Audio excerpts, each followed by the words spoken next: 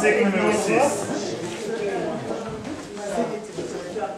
À Dieu soit la gloire par son grand amour. Dans mon âme mémoire, c'est le jour. Jésus à ma place, mourir sur la croix et m'offre sa grâce et je la reçois.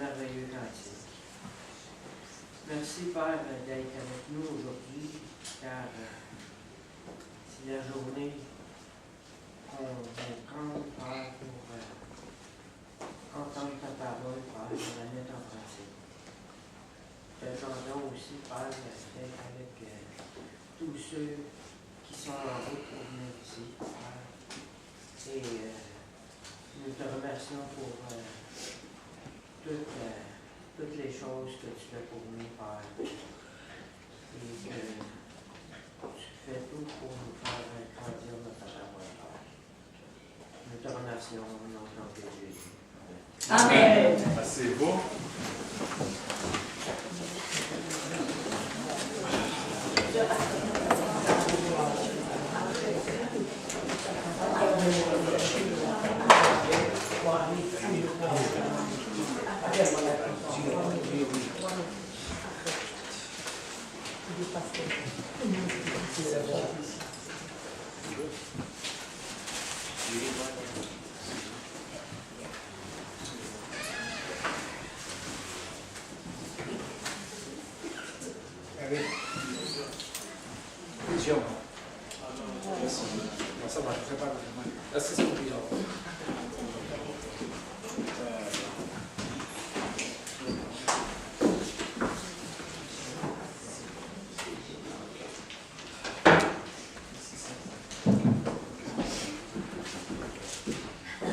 Frères et sœurs, bien-aimés, grâce de Dieu soit avec vous tous. Amen. Nous sommes contents ce matin d'être ici pour étudier ensemble les Écritures.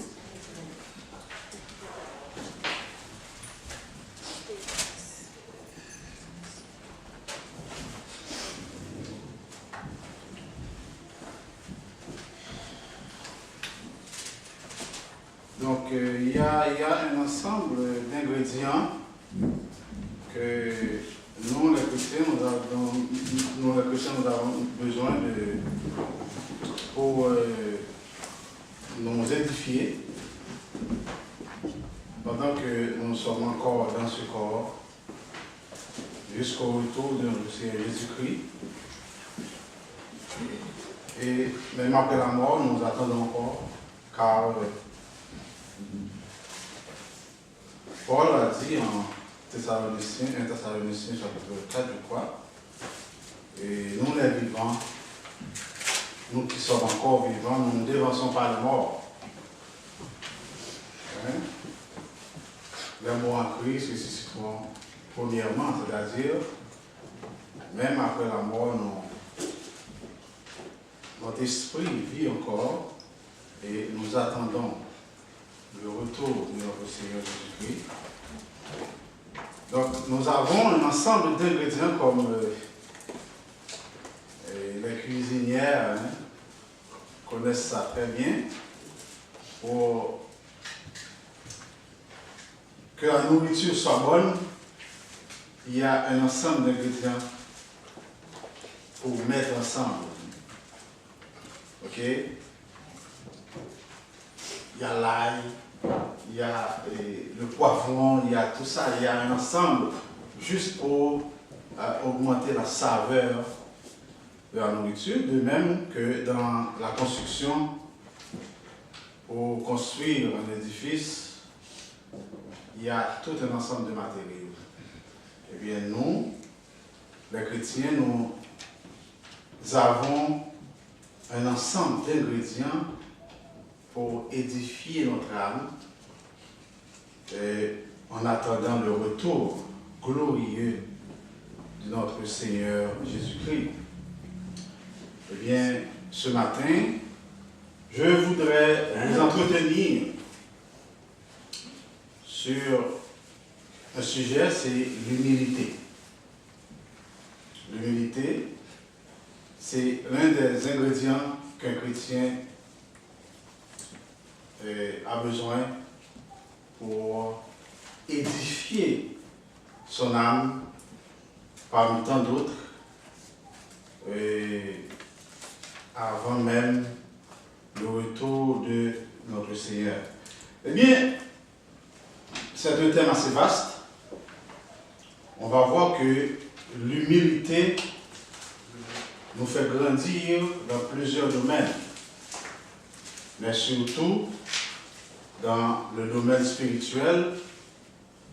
L'humilité nous permet, face à toutes les puissances, toutes les dominations, face à toutes les autorités, les esprits méchants, non seulement d'avoir l'assurance de la victoire, mais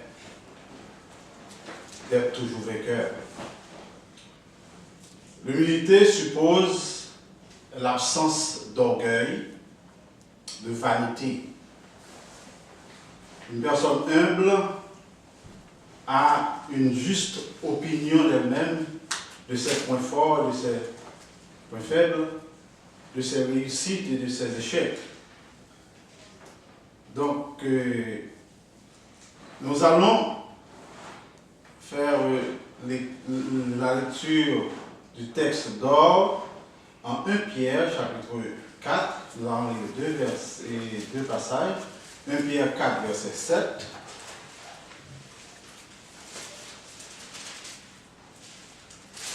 « 1 Pierre 4, verset 7, et nous allons lire encore 1 Pierre 5, verset 5b à 6. Ok, donc je vais lire pour vous ce passage. 1 Pierre, chapitre 4, verset 7. La fin de toutes choses est proche. Soyez donc sages et sobres pour vaquer à la prière.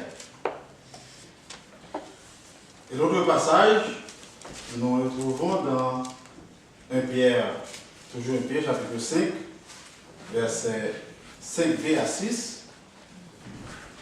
Et tous, dans vos rapports mutuels, revêtez-vous d'humilité, car Dieu résiste aux orgueilleux, mais il fait grâce aux humbles.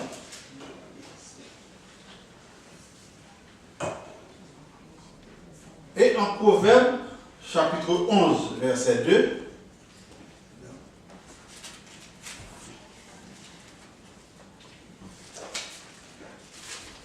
Proverbe, chapitre 11,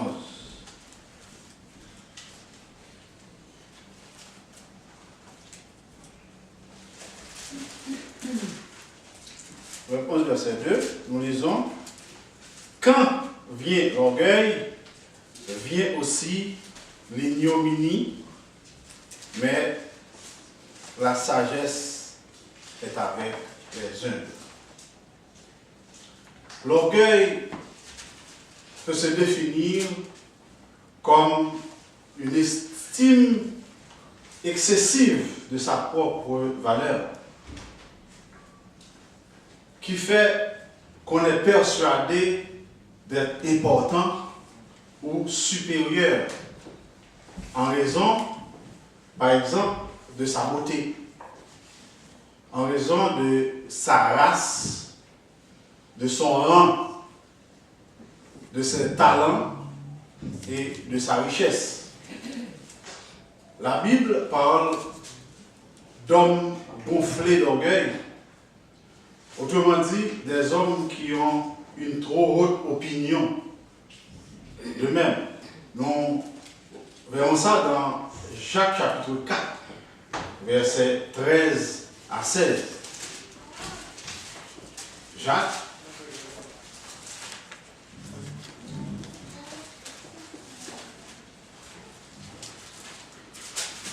chapitre 4, verset 13 à 16, c'est 4 versets.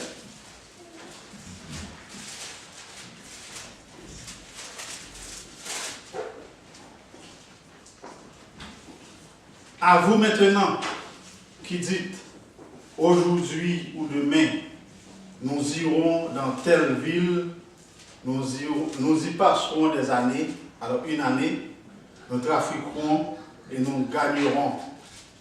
Vous qui ne savez pas ce qui arrivera demain, car qu'est-ce que votre vie? Vous êtes une vapeur qui paraît pour un peu de temps et qui ensuite disparaît.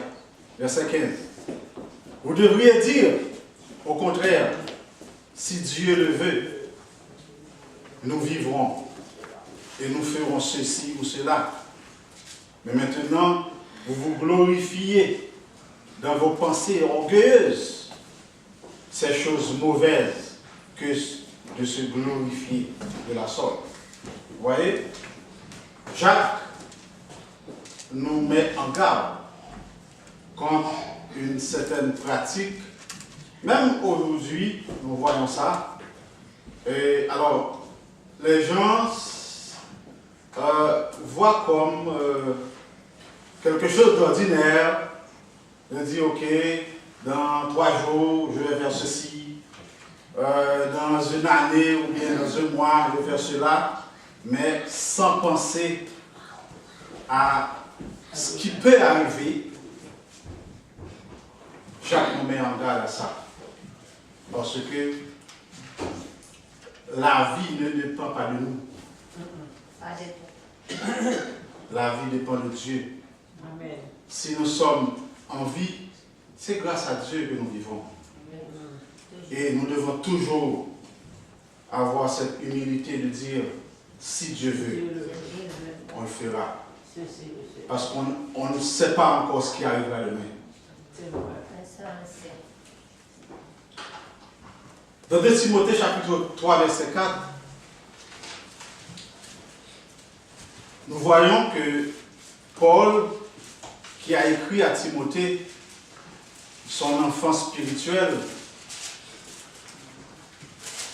lisez avec moi en 2 Timothée chapitre 3, le verset 4. Crête en fait d'orgueil, alors ça commence au verset 1er. Disons d'abord les versets d'avant. Sache que dans les derniers jours, il y aura des temps difficiles, car les hommes seront égoïstes, amis de l'argent, pharaons, hautains, blasphémateurs, rebelles à leurs parents, ingrats, irréligieux, insensibles, déloyaux, enflés d'orgueil, aimant le plaisir plus que Dieu. Et à la fin de tout ça, Paul allait dire, éloignez-toi de ces hommes-là. C'est-à-dire, ne pensez pas de la même manière qu'eux.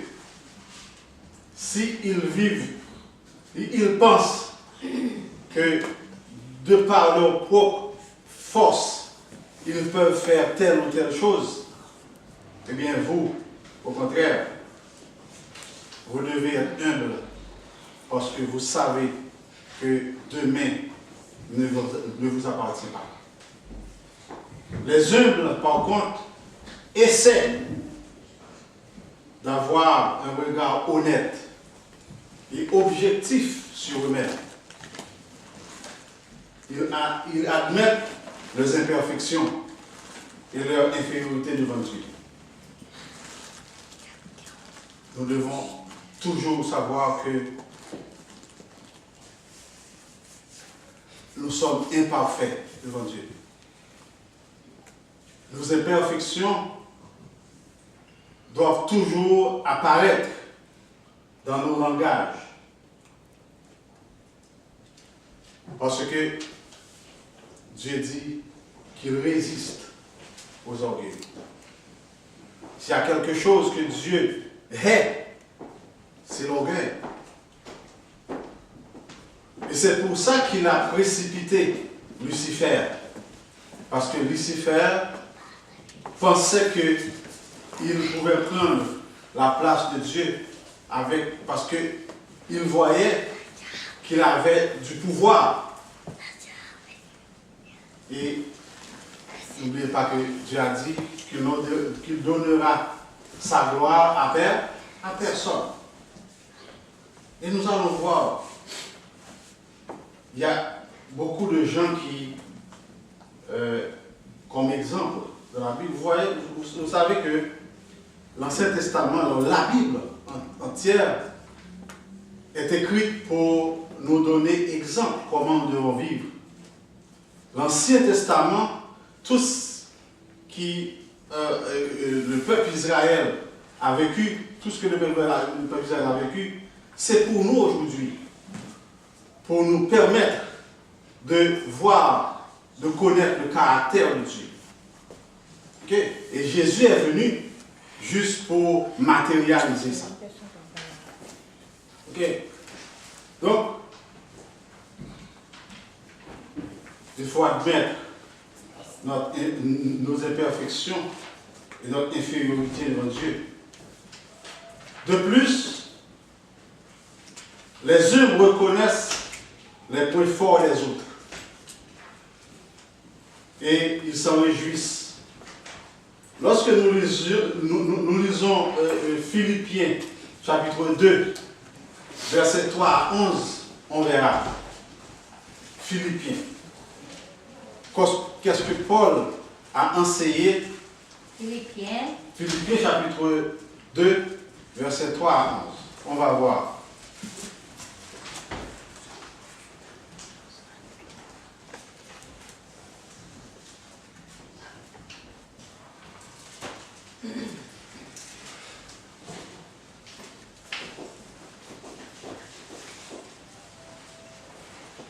Est-ce que tout le monde a trouvé? Philippiens 2, verset 3. toute l'église peut lire avec moi. On ne peut pas? Mais pourquoi? Vous savez, parfois, nous manquons de temps de lire la Bible chez vous. Donc, si nous venons ici, dans l'étude de la parole de Dieu, à force que nous lisons la parole de Dieu, ça entre dans la mémoire. Ça permet de participer et en même temps d'édifier. Ce n'est pas seulement écouter, mais il faut lire. 3 à 11. Ne faites rien par esprit de parti ou par vaine gloire, mais que l'humilité vous fasse regarder les autres comme étant au-dessus de vous-même. Que chacun de vous, au lieu de considérer les propres intérêts, considère aussi ceux des autres. Et en vous les sentiments qui étaient en Jésus-Christ, lequel, existant en forme de Dieu, n'a point regardé comme une proie arrachée d'être égal à Dieu, mais s'est dépouillé lui-même en prenant une forme de serviteur, en devenant semblable aux hommes et ayant paru comme un simple homme. Il s'est humilié lui-même, se rendant obéissant jusqu'à la mort, même jusqu'à la mort de la croix. C'est pourquoi aussi Dieu l'a souverainement élevé. Il lui a donné le nom qui est au-dessus de tout nom, afin qu'au nom de Jésus, tout genou fléchisse dans les cieux, sur la terre et sous la terre, et que toute langue confesse que Jésus est Seigneur à la gloire de Dieu.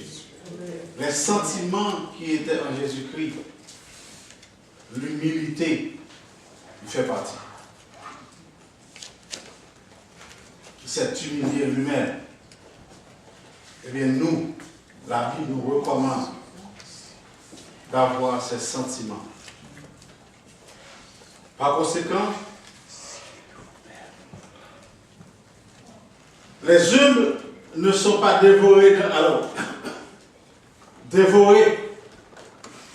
d'envie ni consumés de jalousie. Il va donc de soi que l'humilité sincère favorise les bonnes relations avec autrui et contribue de la sécurité et à la stabilité affective. Autant que vous êtes humble, c'est autant que vos relations vont maintenir. Autant que vous êtes orgueilleux, vous êtes hautain, eh bien, vous vous éloignez des autres.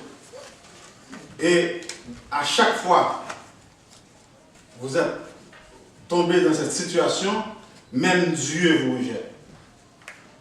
Parce que la Bible dit, si nous ne voyons pas Dieu, mais les humains que vous voyez, vous devez vivre de manière conforme avec eux, parce que les humains ressemblables, c'est la création de Dieu. Dieu est invisible, mais les humains sont visibles. Il faut avoir une bonne relation. Et ça doit passer par l'humilité. Excusez-moi. Ici, les 5, non? Ayez en vous les sentiments sur l'été en Jésus-Christ. Oui. Nous n'arriverons jamais à ça. Mais la Bible dit. Oui, il dit. Et les sentiments qui Mais sont en nous n'arriverons Jésus-Christ. jamais les sentiments de Jésus, jamais. Parce que c'est bon. Oui. C'est la même chose passée. On doit toujours, chaque jour, demander à Dieu de nous donner de l'humilité, Oui. de nous descendre, parce que Dieu élève ceux qui s'abaissent. Il faut toujours s'abaisser devant Ok? Dieu. Mais les sentiments de Jésus, à nous, sont un peu plus loin encore. Oui, mais au verset 5, ayez en vous Oui, le verset 5. les sentiments qui étaient en Jésus-Christ. Ok?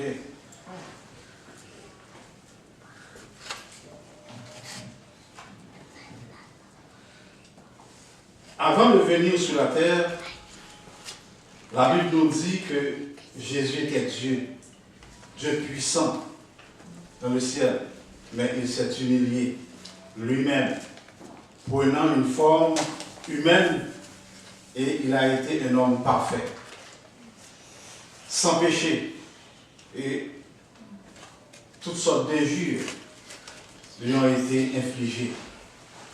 Il a été blessé pour nos iniquités.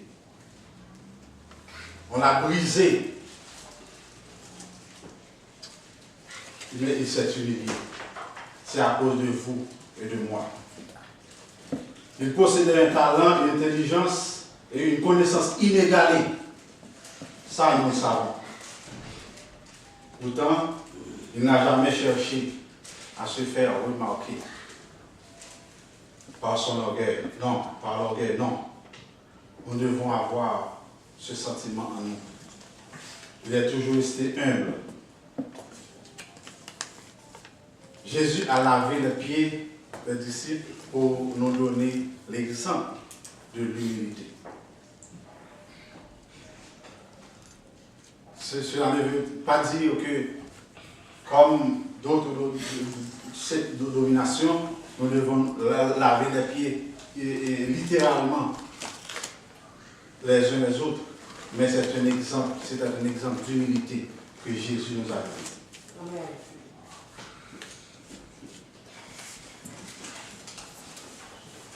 Un philosophe a dit, comme un arbre, afin de s'élever bien haut, doit d'abord s'enfoncer ses racines profondément dans la terre.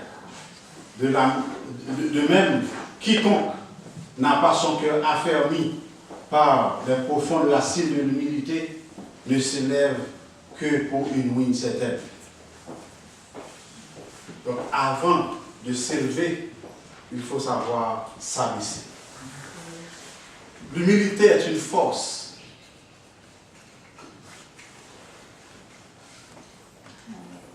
Quoiqu'il fût un modèle d'humilité, Jésus était tout sauf un homme lâche et timide. Jésus n'a jamais été lâche, il n'a jamais été timide. Il disait courageusement la vérité et n'avait absolument pas peur des hommes. En Jean chapitre 19, verset 10, 11, allons lire ensemble Jean chapitre 19.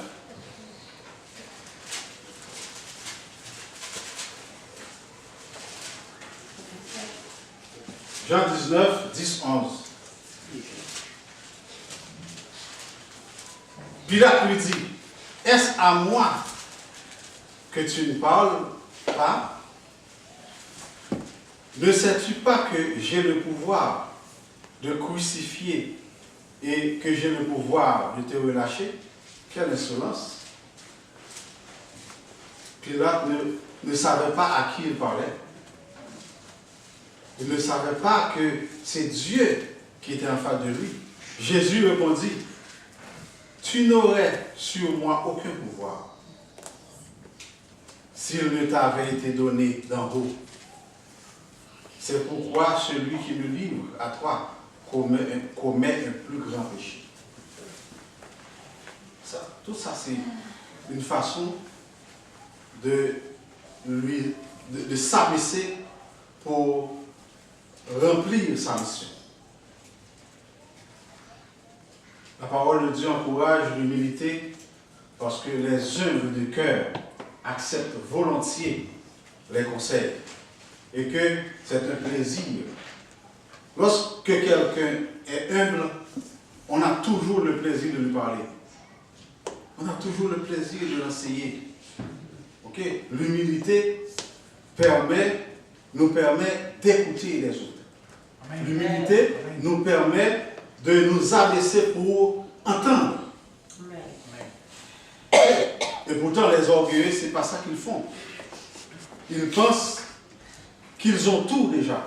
Qu'ils ont tout su. Ok? Et pourtant, les humbles veulent toujours attendre.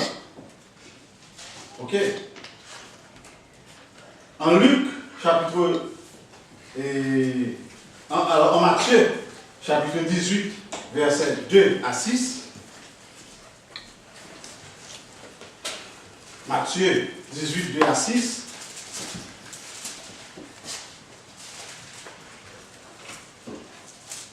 Il dit, je vous le dis en vérité, si vous ne vous convertissez et si vous ne devenez comme des petits-enfants, vous n'entrerez pas dans le royaume des cieux. C'est pourquoi quiconque se rendra humble comme ce petit enfant sera le plus grand dans le royaume des cieux. C'est pour... Et quiconque reçoit en mon nom un petit enfant comme celui-ci me reçoit moi-même. Mais si quelqu'un scandalisait un de ces petits qui croit en moi, il vaudrait mieux qu'on lui suspendît à son cou une meule de mon lin. Et depuis au verset 3 et 4, nous voyons déjà que Jésus parlait d'humilité. Et le mot enfant, ici, veut dire les humbles. Et il a dit, laissez venir à moi les petits enfants.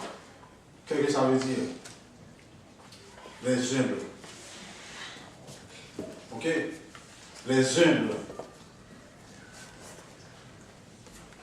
Tout ce que nous faisons, même les tâches les plus pénibles, nous devons le faire de tout notre cœur. Car nos motivations sont plus importantes que nos actes proprement dit. Dieu voit avant tout notre cœur.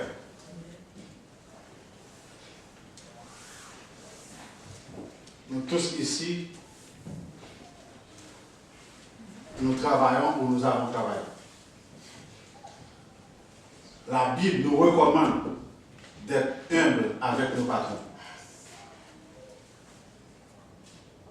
Tout ce que nous faisons, faisons-le comme pour notre Seigneur.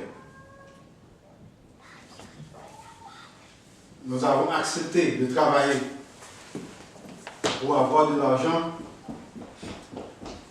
Donc, nous devons nous abaisser par rapport à nos patrons, parce que Dieu reconnaît que les patrons existent, les ouvriers existent. Dans le temps, il y avait des esclaves, mais nous, ici, on a des ouvriers.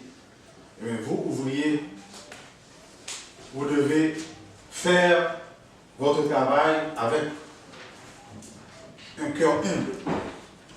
Ça plaît à Dieu. Nous pouvons glorifier Dieu dans tout ce que nous faisons. Ok? Dans ce sens, il n'y a aucune différence entre le travail séculier et le travail sacré. Vous faites ici un travail dans l'église, c'est pareil. Vous le faites avec humilité de cœur. Lorsque vous êtes dans l'entreprise, travaillez comme ça. Et ici, il y a des gens qui peuvent étudier avec vous, vous enseigner, diriger un service. Mais il y a d'autres qui peuvent balayer. Ne regardez pas que celui qui enseigne est plus grand que celui qui balaye. Non. Tous on travaille pour la gloire de Dieu. Il faut faire tout ce qu'on fait avec humilité. Et Dieu vous récompensera. Dieu vous élèvera au temps convenable. Nous pouvons ne pas être récompensés ici-bas pour notre travail, pour notre obéissance. Mais au jour final, nous serons récompensés par le Seigneur lui-même. Les chrétiens, en particulier les serviteurs chrétiens, obtiendront un héritage éternel au ciel pour leur dévouement et leur fidélité envers leur maître terrestre. Ce ne sont pas des hommes que nous servons premièrement, sachez-le bien, mais nous servons Jésus à travers eux. Nous devons être des ardents défenseurs de la grâce de Dieu, parce que nous savons à quel point cette grâce a le pouvoir de nous libérer, de nous élever. L'orgueil n'est rien de plus que le refus de saisir la grâce de Dieu. Lorsqu'on est orgueilleux, c'est comme un refus de la grâce de Dieu. Et lorsqu'on est humble, on attire la grâce de Dieu. Parce que l'orgueil vit dans la crainte du rejet des hommes. L'orgueilleux pense toujours que, à force qu'il fait montre qu'il est orgueilleux, c'est autant qu'il est grand dans le monde. Mais non, ce n'est pas ça. La Bible nous recommande de ne pas être orgueilleux. Cela nous fait penser à Pilate, qui, face à la peur de perdre sa renommée devant le peuple, a utilisé une fausse humilité. Vous vous souvenez? Il s'est lavé les mains pour dire qu'il est innocent. Et pourtant, c'est une façon de montrer qu'il est grand. Mais c'est une humilité, alors c'est une fausse humilité. Ok? C'est une fausse humilité en se lavant les mains. Ce qui était en réalité l'acte d'un orgueilleux. Toute tentative de combattre l'orgueil est vaine. L'orgueilleux doit recevoir la grâce de Dieu afin d'être en mesure d'accepter ce qu'il est réellement et vivre libre. Nous devons chaque jour prier à ce que Dieu nous donne de la sagesse, de l'humilité. Parce que l'orgueil existe même au moment de la création. Ok? Mais Jésus nous enseigne l'humilité.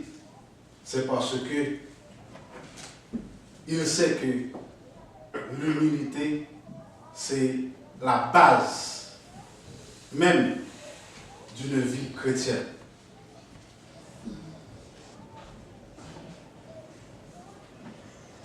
Alors, l'humble qui se présente lui-même devant Dieu est reçu favorablement.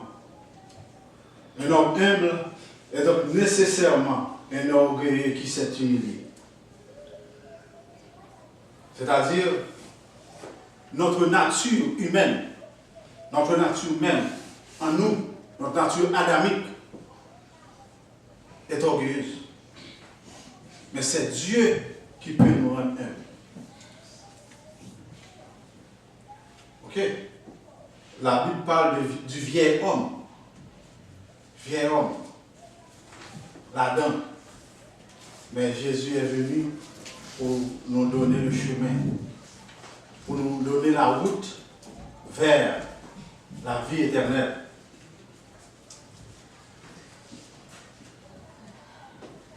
La vraie humilité permet de réussir pleinement sa vie. Contrairement à ce qu'on pense, elle n'a rien à voir avec cette gêne caractérisée par la crainte de s'affirmer. L'humilité ne veut pas dire timidité. Non. Autrement dit, les gens qui font tout pour passer inaperçus ne sont pas humbles. La véritable humilité de vie provient d'une juste perception de soi et produit une capacité d'assumer ses forces et ses faiblesses. Conscient de ce qu'il est réellement, l'humble n'est pas continuellement occupé à se défendre, car le fait d'être lui-même lui procure une grande assurance de la vie. Joseph Prenons Joseph, le mari de Marie. Alors, le mari de Marie. Son époux. La Bible nous dit que Joseph était un homme de bien. On peut lire ça en Matthieu chapitre 1er et verset 19.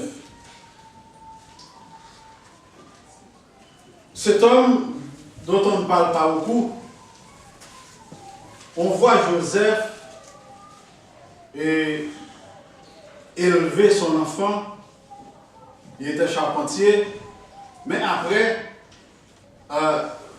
dans le cheminement de Jésus, alors, lorsqu'il a commencé son ministère, on ne voit pas Joseph. Peut-être qu'il était déjà mort. On ne parle pas de lui. Mais cet homme, la Bible nous dit que c'était un homme de bien. C'était le fiancé de Marie. Il avait appris que sa fiancée était enceinte. Je ne sais pas comment réagiraient les hommes d'aujourd'hui s'ils entendraient quelqu'un lui dire que sa fiancée est enceinte alors qu'il ne l'a pas touchée. Quelle serait la réaction des hommes d'aujourd'hui? Je ne sais pas. Mais cet homme apprend que sa fiancée était enceinte.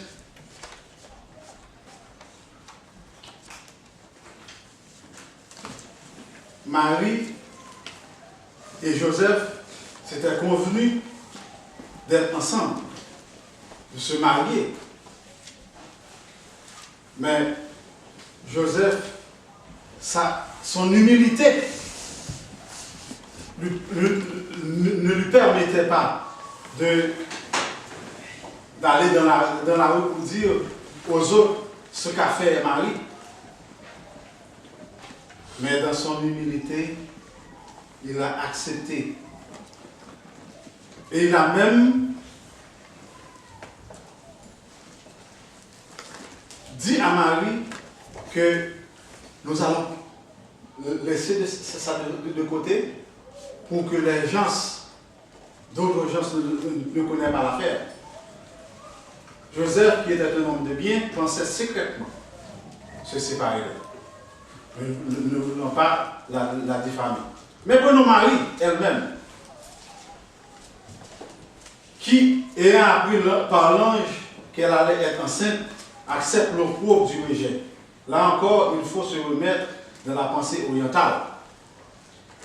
C'est quelque chose d'incroyable. Accepter d'être enceinte, accepter d'être rejeté, piétiné, peut-être même lapidé, puisque c'était le cas dans la loi de Moïse. Essayez donc de comprendre ce qui s'est passé à travers de cette jeune fille. C'était aussi être isolé, être critiqué, être calomnié, être méprisé. C'était un opprobre. Une écharpe qui allait la suivre toute sa vie. Un soupçon pèserait sur elle. Elle a accepté d'être brisée. C'est cette humilité que Dieu veut voir en nous. Car cela, c'est la vie chrétienne. Et nous voyons une autre personne, un personnage en Ruth. Ruth la Moabite. Qui refuse de lâcher sa belle-mère. Apprécier sa tenue discrète.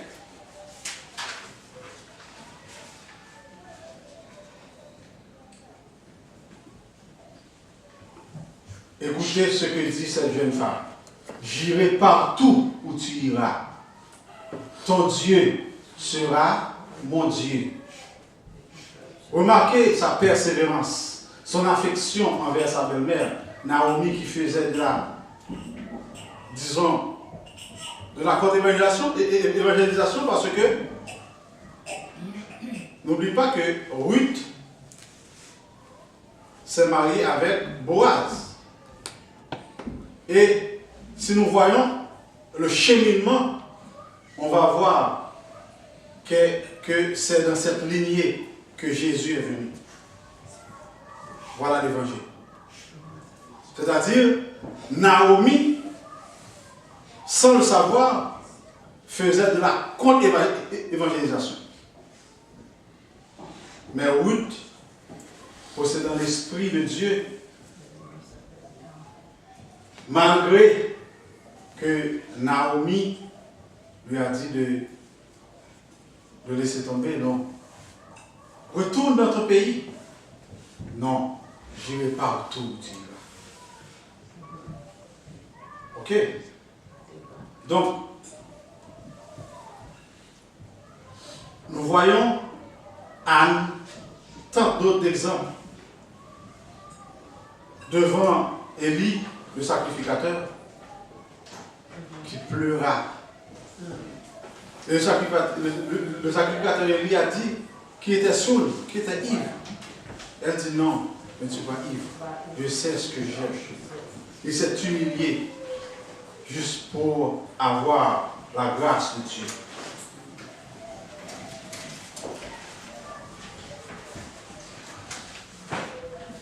Le temps nous presse et nous allons laisser quelques 10 minutes pour que si vous avez quelques interventions. La Bible compare Dieu à un potier et les humains à de l'argile. L'humilité aide à être comme de l'argile malléable dans les mains de Dieu. Est-ce que vous voulez être de l'argile malléable? Laissez Dieu faire ce qu'il veut avec vous? Amen. Oui, c'est ce qu'il faut faire. Les orgueilleux, c'est comme de l'argile dure. Dieu ne peut rien faire avec de l'argile dure, sinon que l'écraser. Mais l'argile malléable, Dieu peut faire ce qu'il veut avec ça. Amen. Soyons de l'argile malléable dans les mains de Dieu. Amen.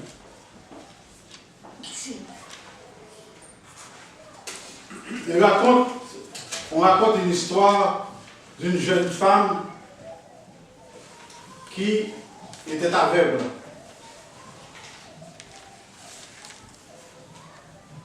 Elle est aveugle et il n'y a pas d'espoir pour qu'elle soit recouvrée la vue. Mais elle avait un petit ami, un jeune homme qui lui parlait tout le temps, qui le consolait. Un jour, la jeune fille a dit au jeune homme, si toutefois que je recouvrais la vue, je me marie avec toi. Le jeune homme ne dit rien. Et un jour, il y a un médecin qui vient à la maison pour dire aux parents qu'il peut enlever les yeux de la jeune fille et lui mettre une autre paire d'yeux. Eh bien, après que l'opération soit finie, la jeune fille s'est recouvrée la vue normalement.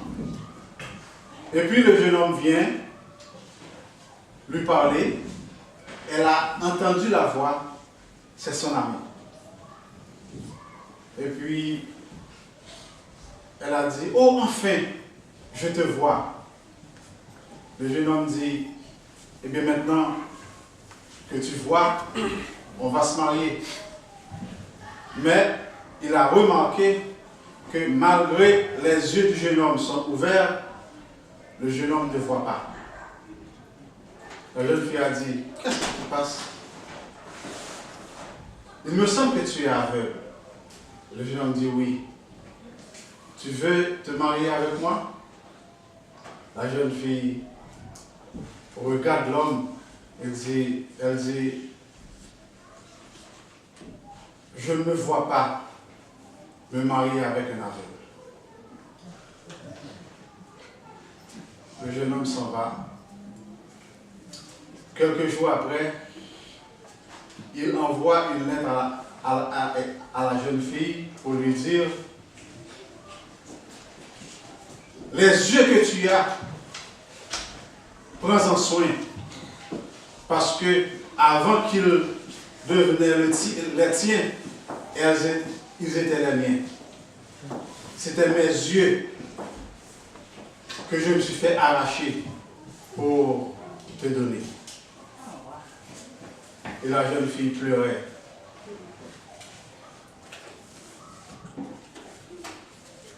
L'humilité peut aller au-delà au-delà même que nous pensons. Donc, soyons humbles dans tout ce que nous faisons. Et notre récompense sera très grande. Comme je le dis au départ, il y a beaucoup d'ingrédients pour donner à la nourriture la saveur nécessaire.